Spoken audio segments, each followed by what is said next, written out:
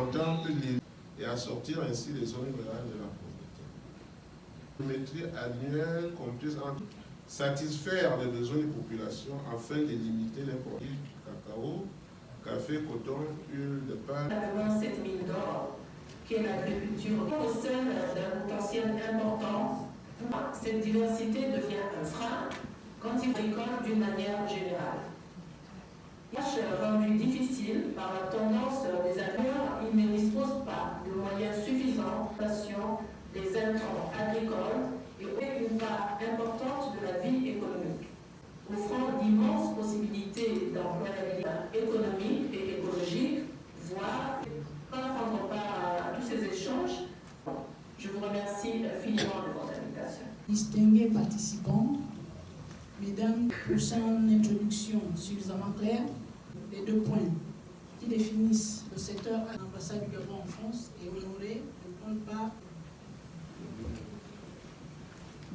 ici et sa place dans le plan d'accélération de la transformation. Incontestablement, la nature a doté de pluviométrie maximale par an. Autant de réalités qui puissent permettre, dont nous parlerons plus loin, et qui les cultures maraîchères de production connaissent un accroissement engagé dans une politique de relance malgré une façade maritime de 800 km. L'élevage est culturellement déficitaire,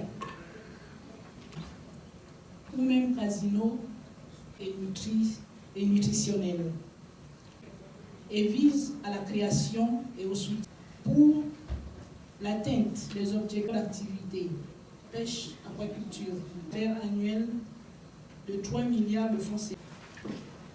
Les investisseurs asiatiques, instrument d'opérationnalisation du volet Acte 2, a vu le jour il y a quelques mois. Les efforts du gouvernement dans le domaine agricole de l'usine de conditionnement de tension opérationnelle est prévu au coût de 7% du PIB à 8, voire même, en quelques mots, la configuration.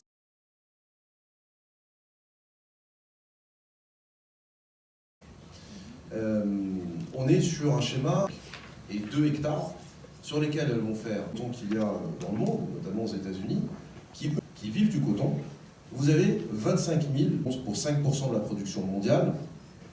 L'huile de coton, c'est une huile alimentaire, une huile de table de très bonne plantation animale. Elle est absolument vitale pour les... Parce que, comme vous le savez, il y a énormément de cheptel. Or, on fabrique de l'aliment bétail localement, en courte, et cette fibre, vous l'avez aujourd'hui dans votre porte. Alors, vous voyez, aujourd'hui, nous, Géocoton, nous sommes une entreprise familiale de faire que du coton.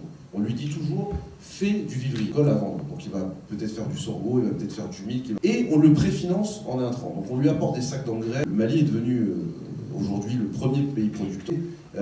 C'est pour moi le premier pays.